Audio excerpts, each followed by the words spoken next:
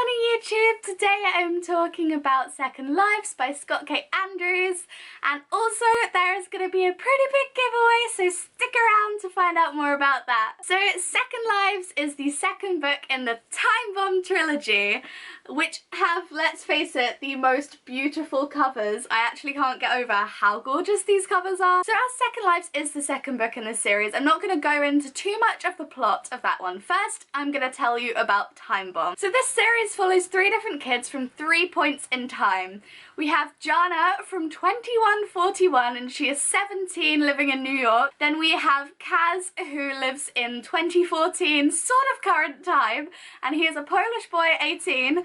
And then Dora, a 14-year-old scullery maid in 1640. So the novel opens with them being flung through time. Just, you're seeing random snippets of random points in time, random locations, which all start to make sense as you read the novels. So if the first sort of 10-20 pages confuse the hell out of you, it's meant to. Push through that because it makes so much sense as the novel unfolds. It goes into depth about all of these places, all of these times, and it's just so exciting and action-packed. So this series is told through multi-perspectives. You have the three main characters, but then also various other characters, for example, the enemies in the novel, which are Lord Sweet Clover and Quill, a mysterious woman who they're told has just done something bad in the future, so they don't even know what yet, but they have to stop her.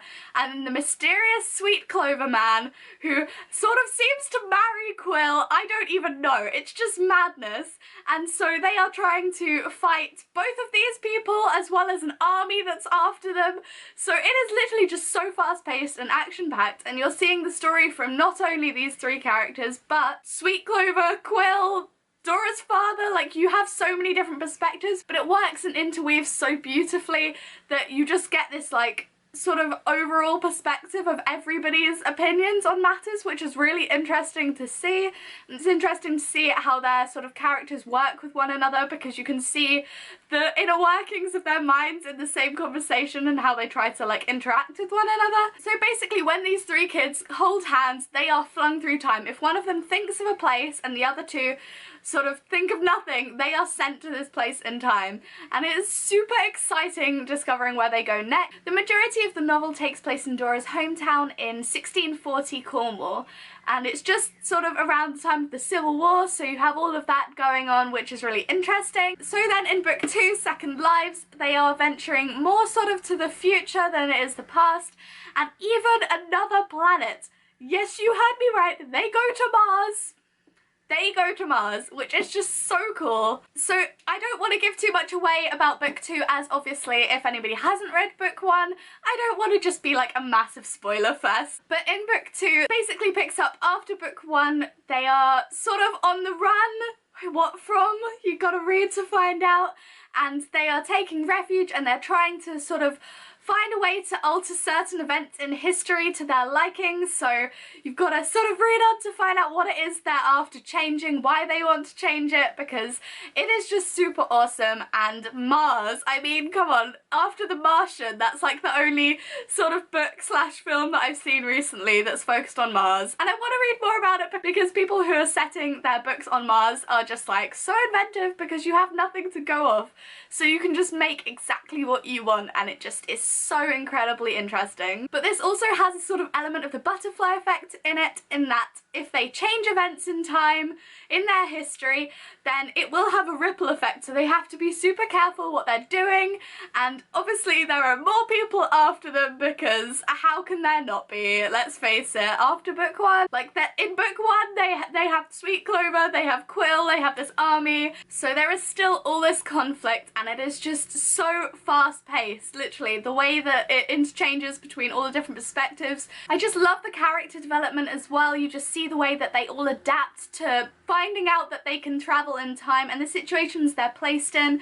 Like Dora, oh my goodness, the bravest, pluckiest little 14-year-old. Like, I don't know that I would have been as brave as her if I was her age. So she is definitely my favourite. She's like the little sister that you just want to have. She's so cute. So yeah, it's super interesting seeing their reactions to the different times as well, because obviously if they're in the future, then Kaz and Dora have no idea what half this stuff is. Just like if they're back in the past, Kaz and Jana are just like, what? They don't know what's going on. They don't know like the etiquette of the time. So it's really amusing watching them try to sort of fumble their way through and attempt to blend in, which, let's face it, is not going to go down too well. I mean, you have a Polish boy and a coloured girl in the middle of the Civil War turning up in the 20th century kind of clothes. Like, they stick out like a sore thumb, it's safe to say. So I fully intend to put up some reviews for these books over the next week or so please do keep an eye out for them if you want to hear more. You just fly through the book. Literally, when I sat down to read this, I thought I'll read a couple of chapters and then, you know, go do some other stuff, and I just flew through half the book in no time at all, and I have no regret, as I don't want to go into the sequel too much in this video just because I want you guys to read it, which leads on to my next point, that thanks to Hodder and Stoughton who have sent me all of these beautiful books behind me. Yes, I don't just have like a billion copies of these books for my own entertainment.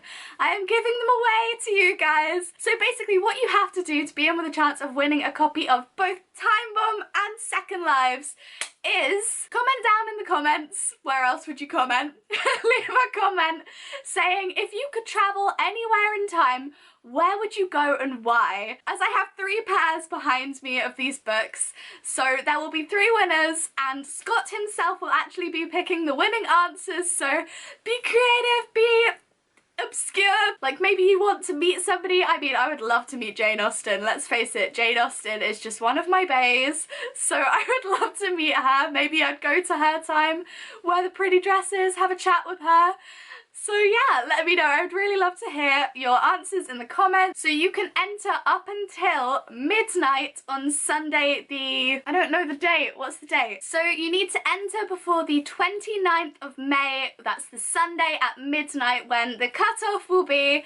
But yes, so if you post your comment in the comments below, and maybe you will be one of the lucky 3 people to win a set of these books, which are everywhere behind me. Additionally, there is a giveaway that Scott himself is hosting for copies of the books. So I will leave information on that in the description. I believe you have to sign up to his mailing list, and I think about 5 people will get sent copies of books if they're lucky, if they're the lucky chosen ones. So yes, that is 2 different chances for you to win books in this series, and let me tell you, it is the best multi-perspective and the best time travel novel that I have read in a long time. Yeah, I completely and utterly recommend this series if ever you want to check it out. I will leave the Goodreads pages down below because why not? And please do stick around and check out my reviews over the next week or so, because I want to talk about these books more, but I don't want to be too spoilery in one video. So I've been super busy with university lately, so I do actually have another giveaway going up hopefully Wednesday. So again, stick around for that. More things to win. I think I'm just kind of like trying to catch up on all the videos I was meant to have filmed over the past week or 2, but I've been too busy with coursework, so now you're just getting all the giveaways at once, which, let's face it, nobody's gonna mind. I hope you enjoyed this video. I make new videos several times a week, so please subscribe if you want to know when I post a new one, and I will see you soon. Bye!